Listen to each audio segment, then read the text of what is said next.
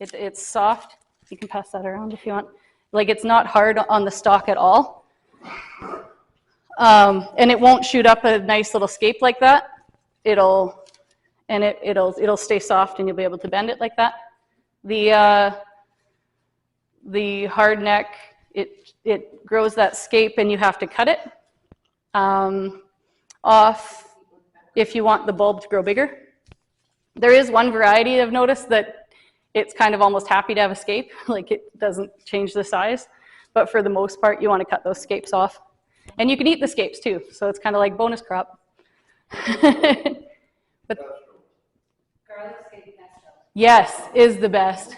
Or compound butter, where you just like blend the garlic scapes in butter. Oh, it's so good. Take all your other herbs and blend that in there too, and put it in the freezer.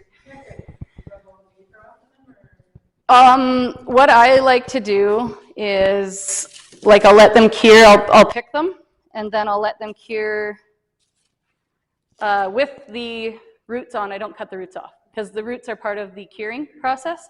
So you leave them on, you let them hang, you pick them, you've cleaned as much dirt off as you can, you let them hang, and then once they've cured to like something like this, you peel that off, you get yourself a really, really aggressive set of like tin snips or really good scissors, like pruners. You're going to get, if you're doing this many, you're gonna get some pretty rough looking hands because it's a lot of work. I was like, should I buy some of those like shears for like, or those clippers for clipping like sheep hooves that are like mechanical, so I don't have to try so hard? Because it is a lot of work, but it's also, if you clip them before that, they won't cure as well. You really, like the root and the stalk are essential to having a good curing for your garlic. Yeah, so then I just kind of peel off that first layer. It's mostly just to make it like kind of look nice and more saleable and cleaner, because this is on your floor if you don't, right? Like it's like everywhere. But if you clean it up a little bit, then you have that's like kind of the perfect cure. And you get like most of that dirt, that first layer of dirt that is kind of on it too. So that's how I do it. This is what I want it to look like when I go to store it. So you leave that much stem on it? I can leave, well, I didn't want to put a lot of weight on them if I was for like selling them, because you don't want to pay for the stock, right? So I cut them about that long when I'm selling them. If I was leaving them for myself and I wasn't worried about having a storage space taken up, I wouldn't cut the stalks off. I'd just clean them up a little bit and I'd leave them on. Or I'd braid them. But those are the different ways you can do it. They'll still keep well, like they're still fine, but yeah. Braid them after you draw them and carry them? I braid them when they're wet, because if you try to like braid them, they're not gonna, but when they're wet, you can kind of squish that a little bit and get it like softer and then start braiding. And the different varieties, there's like really, really hard stalks all the way to the soft neck. You can kind of just, it's easier to braid. So, yeah, I think I didn't talk about amendments too much, did I? Like what I put on the soil and when I plant in the fall. So when I plant in the fall, I'm trying to do a no-till system in my garden. So what I came up with, and it works for two different reasons. So where I planted my potatoes, I plant the garlic the next year, because you've dug up the potatoes, the soil's nice and soft there, and then you can plant your garlic there. And then the second reason why I do that is because it's easier rotation. I don't have to think about where I'm planting it the next year. I just know potatoes are here, garlic's there, and then I know the garlic's there, so the potatoes are there, and I just go clockwise in my garden. Or however you're laid out, you just kind of, it's best to keep track. I am not that person. So I need to have all of the tricks and things that I can do to try to, do my crop rotation. So I plant where my potatoes were, and I plant, I try, if it's really still compacted, I'll loosen it up again a little bit with a fork, or sometimes I've rototilled it if it's really wet and it is what it is. I'm not against rototilling, I'm trying to get to a no-till, because I read a book and it was awesome. It was called Teaming with Microbes. If you're interested, that's kind of what got me down onto the no-till road. And then, so I rake it all out. If I need to loosen it up, I loosen it up, and then I plant it. I just kind of take the toe and I just push it into the ground. You don't want to go into compacted soil. So if you are in compacted soil, it's not going to do well anyway. So I just push it down until it stops, which is a good thing for me, is to kind of just get it, like I take the bulb and I just push it that far into the soil. I used to try to make trenches and measure and everything, and it's not that picky. You don't really need to do that. Like I've had the scapes fall on the ground from last year's harvest in the last batch come up off the surface of my soil. So it's not something you really have to overthink. But when I planted it too deep, it gets too leggy and the bulbs don't grow well, like when because it's just got that much more to grow through, and you'll get less of a harvest because some of them just can't make it up to the sunlight before they die. So you don't want to plant it too deep, is the number one thing. But you also still want to have it in the ground so it's not, like if you have an area where, like say you have a garden where you have a lot of drifting and the snow is getting blown off or something, you want to have a little bit of protection on your soil so that it doesn't freeze down too hard, I guess is kind of how you can explain it. And when I did all my research, a lot of the garlic growers were in BC or in Ontario, and they have a lot of freeze-thaw conditions. So garlic doesn't like that. It rots if you have freeze-thaw, freeze-thaw, freeze-thaw. And so they'll mulch it deep, but they'll make sure that they pull off the mulch before it starts to pop through, or else it won't be able to grow in, because it doesn't have very many leaves, so it doesn't get that photosynthesis. It doesn't like to fight with weeds. It doesn't like to fight with anything. If you're going to grow garlic, it has to have its space, right? And has to have really good sunlight. Otherwise, you'll just have that. It won't grow. It won't be like that nice thick leaves. It'll yellow sooner. It'll do all those things. So where was I? Okay, so getting back to how I plant it. Sorry. I plant the garlic, and then I take bone meal and I sprinkle it on top. And I kind of, where the holes were, I kind of just give it a little, like, rake in with my fingers. Like, you don't want to compact it, but you want to just kind of not have like too much of an open hole where you've planted it with however you're going to do it. You can do a trench and then just kind of cover it up, and just however you do. Everybody has different soil. Everybody has a different system. My soil's really light, so I can just do it with my hands. And then I take a good layer of compost and I put that on top. And in the spring, I do another feeding of like bone meal, blood meal, fish emulsion, like I'll spray that on top. I try to not over-fertilize garlic though, because if you over-fertilize it, you might get really nice big bulbs, but they won't cure well.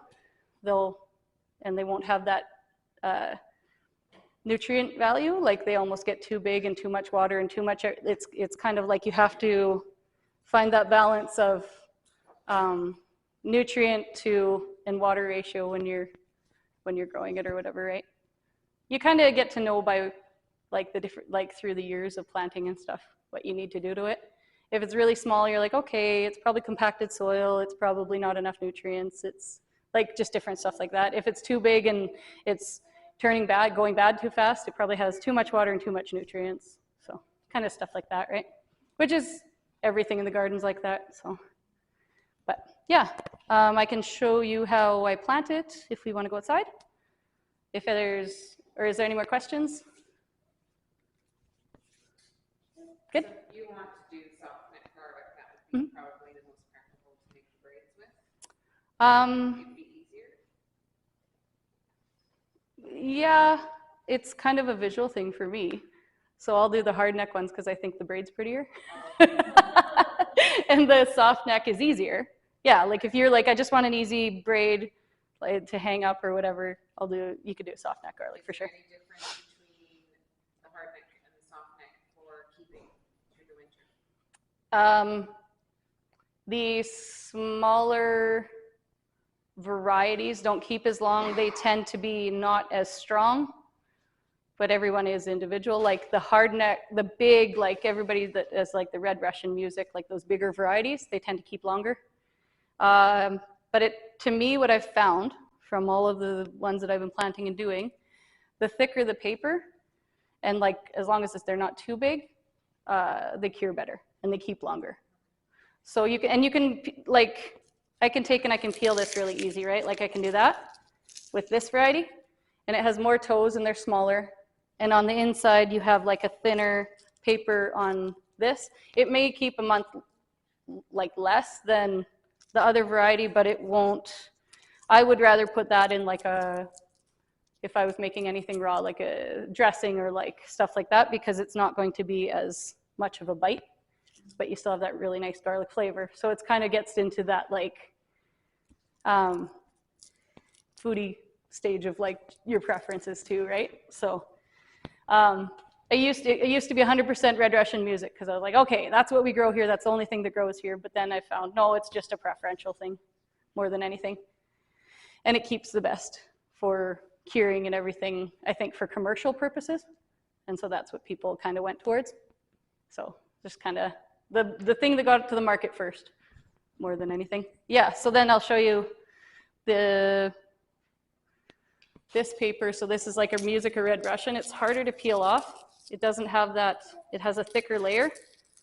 And so then you would probably get, like I've gotten pretty good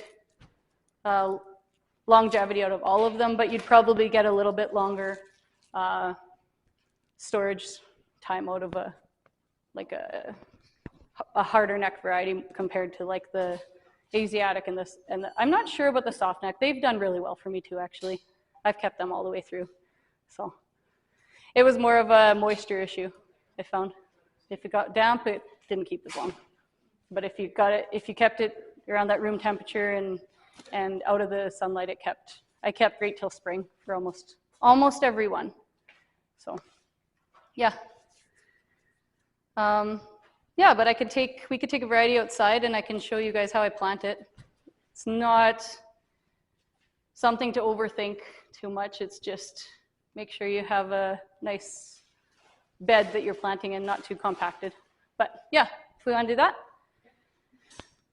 I'm gonna take one of you and one of you. Yeah, you should. I love that thing. You guys can come in if you want. I think we're doing it right here, are we? This bed?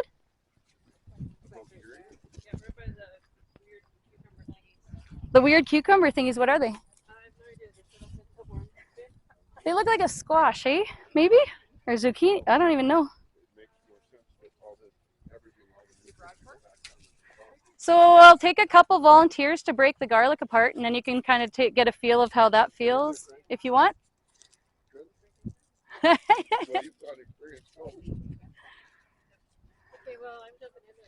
Anybody that has no experience pulling them apart to plant? Or does everybody kind of know what they're doing here? Yeah? Okay. All right. Is there a special technique? There is a bit. You want to just kind of go like this. Right. And not damage them too much. Right, yeah. And then you want to just get that first layer off. Right? But when you start to peel them apart, if you get too aggressive, it can rip that inside. And sometimes it does anyways, and I plant those anyways. I don't worry too much about that. But if you only have 12 Yeah. instead of 500 or whatever, you kind of want to be a little bit more gentle. Doesn't matter if you take off all that paper? No, just don't take all of the paper off. You want that outer shell to stay on.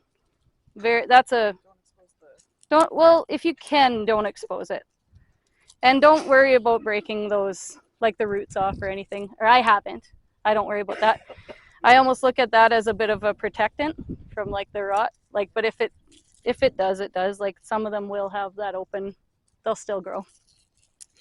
Cool thing is, if you plant it in September and right before it freezes, you can dig down and see if it's taken root in the fall. There'll be little tiny roots on it, and you'll go, oh, okay, it made it through to there.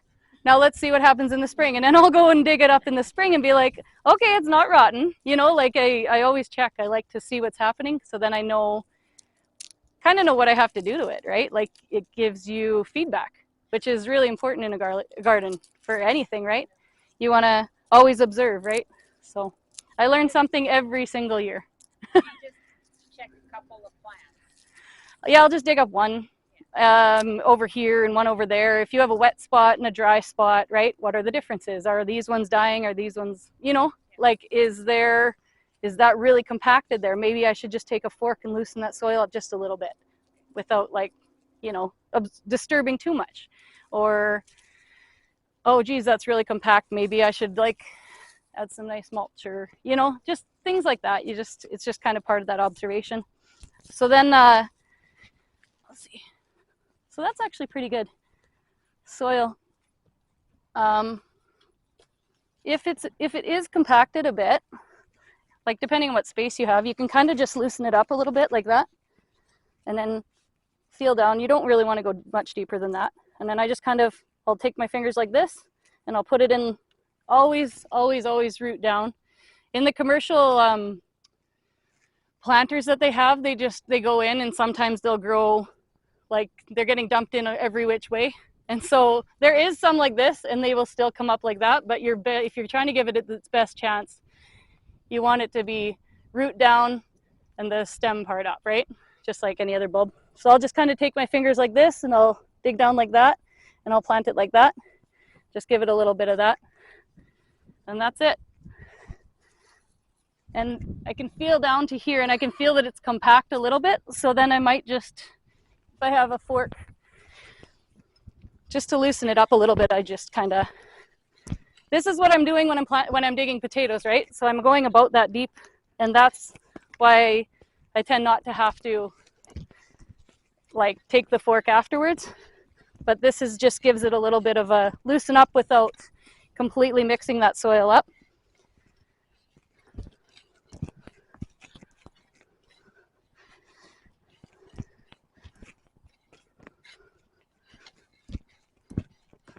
So now you have it all the way down to as long as your fork is, right? So that root, you're planting it about here, but that root still has that soft spot to go in more. When like you're planting, you want to give it the best chance it can, right? So that's why when I'm pushing it down till it stops, but that doesn't mean that it's not loose underneath. It just, it's like I'm not that strong, right? Like I'm not going to try and push through like a foot of soil. So I just kind of have that feel, and I know that as soon as I just kind of give it that little bit of a, like a dig, and it's still soft underneath, I just kind of go like that, and I'm leaving that much space because it doesn't like competition. You don't want to, you could leave more and you'll get bigger bulbs. Like you can leave that much space and they'll be bigger bulbs, right? But I leave that much space and it'll give you a nice sized bulb.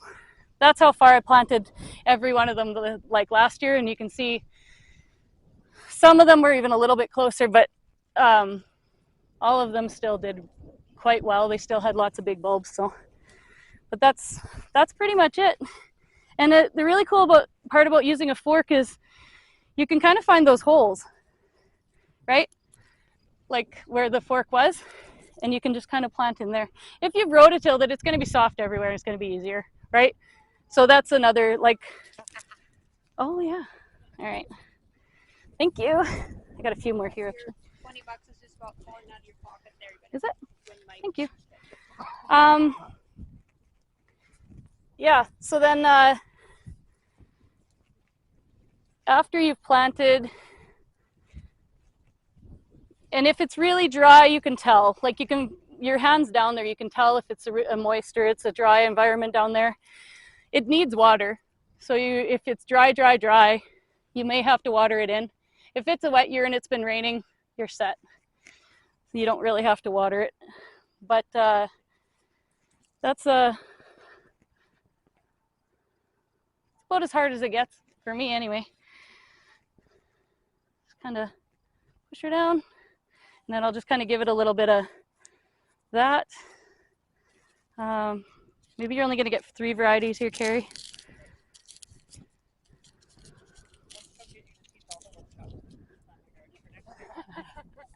We should do an experimental one where we plant carrots in the fall and see what happens. I've heard that actually happens, right? Like you can actually get a crop out of it. So seeding at the same time as garlic? I'm not sure. Like, I'm gonna do an experiment where I plant it 2 weeks apart until freeze up and see what happens. Just a little like bit here there. If you're doing, well, I guess they wouldn't come up. They're gonna wait for it to heat up.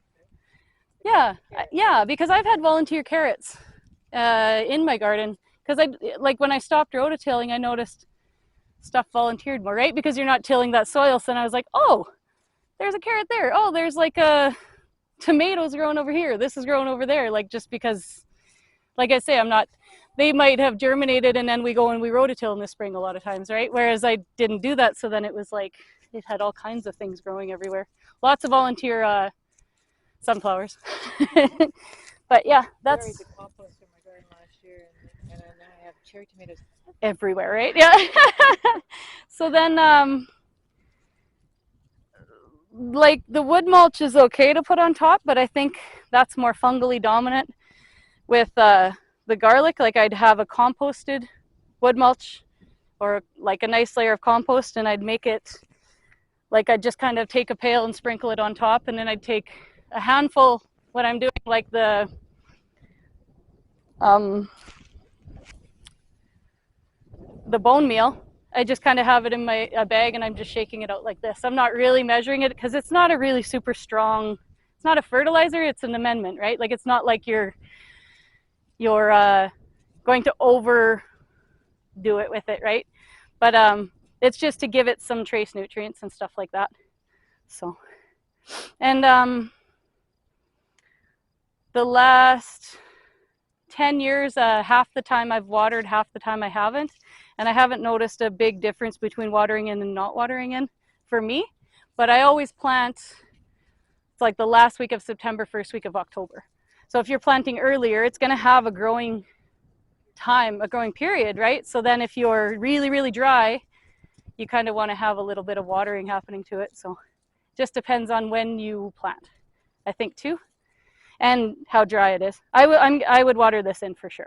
Like if it has moisture, but I would still have, because we're planting, this is the first week of September. This is an experiment. So definitely needs some water on that. You said usually September 15th to October 5th, somewhere around there.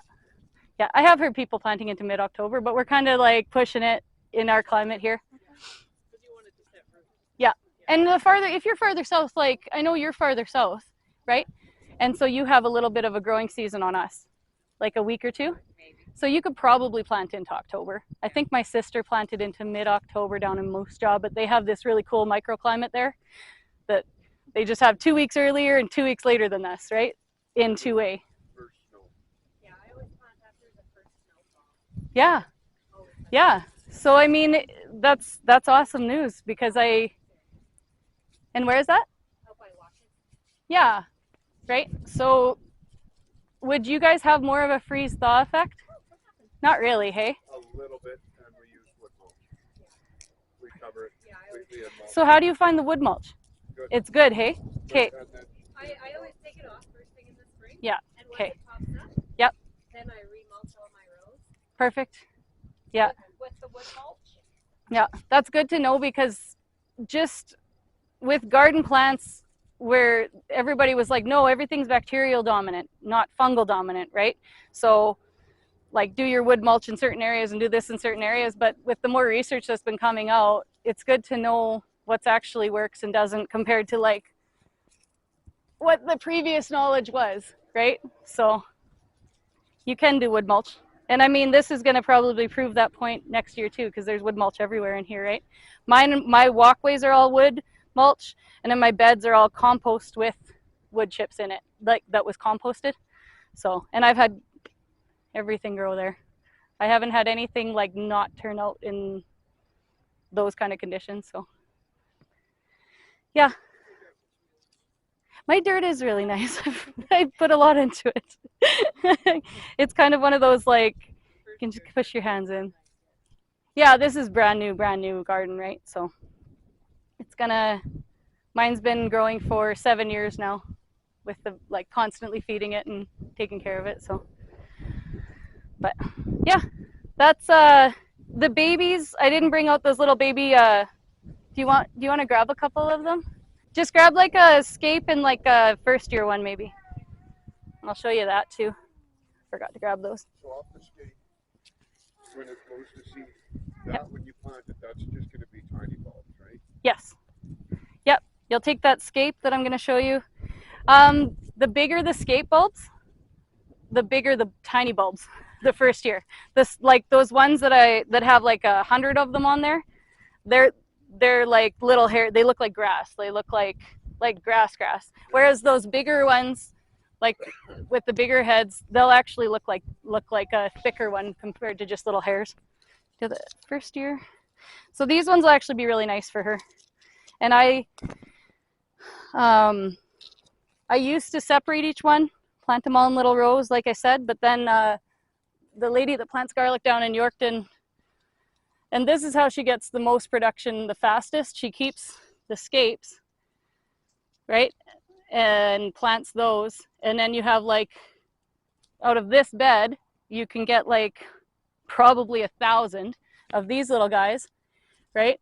So then you plant those in a little bit bigger bed, and then by the 3rd year, you have your next crop. So it's kind of a space saving, money saving, like if you're starting to get into the commercial stuff. And it was, when I kind of heard that, I thought, well, that is the way to go, right? It might be a little bit more maintenance for weeding because that's a little bit finickier.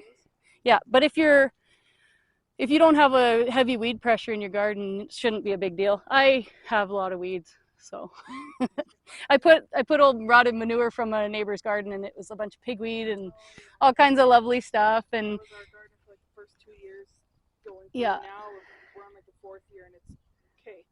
Right? Settled down. Yeah, Now. mine's not because I'm in an open field and everything blows in. And I have a calcium deficiency because I have dandelions like crazy every spring. And that tells you, every weed tells you what you're deficient in. Dandelions are calcium. And that's another big reason why I put bone meal in, because I have a big calcium deficiency, right?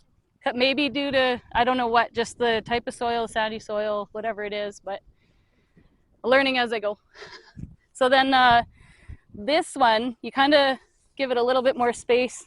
You make a nice little like soft bed for it because they're little babies. Treat them a little kinder, and just kind of do that. And Farah, that part comes off of if you leave it go. Yeah, that's the scape. And then they turn into like something like that. Those ones will probably get a little bit bigger than this because they're like a nice size. And then these little ones, I'll make another thing the same way, and I'll plant upwards of like 10 of these. I'll just kind of make sure that the root's down, and I'll kind of like lay them around like that in a clump because then it's easier to weed.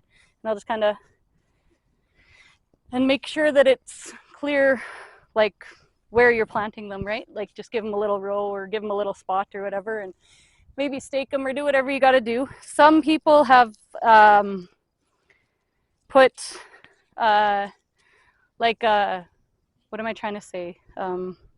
Like a pot from like a tree or that you've bought or something like that. Yeah, a nursery pot or something. They'll dig it right into the ground, and then they'll fill it up a little bit and get it all ready, and then put all of your little scapes in there or your little bulbils, and then just put a little bit of soil on that. And then each variety, you just kind of put a stake, or every pot's a different variety or whatever. It's just, when I first started, I bought those scapes, the little bulbils from Seeds of Diversity, and that's how they said to do it, and I did it, and it worked out wonderfully because the root doesn't go down that far, and if you give it enough space, So you it works really well. bottom out of that pot, or you just leave the bottom in? Okay. Yeah, I leave the bottom right in. I didn't, and then I put a little bit of that year I just put a little bit of straw on them, and they turned out great. And it was just a really good way to go, okay, here's your little babies, and they're right there, so you don't lose them. And if you're rototilling, you're not going to rototill your pot, hopefully. So you know, you kind of get that. But usually where your gardens or where your garlic is growing, you planted it in the fall, so you kind of just want to stake it or have a bed that you're, you know, marked off, right? So yeah, that's what it looks like in the fall when I'm done, pretty much. So pretty simple, pretty straightforward.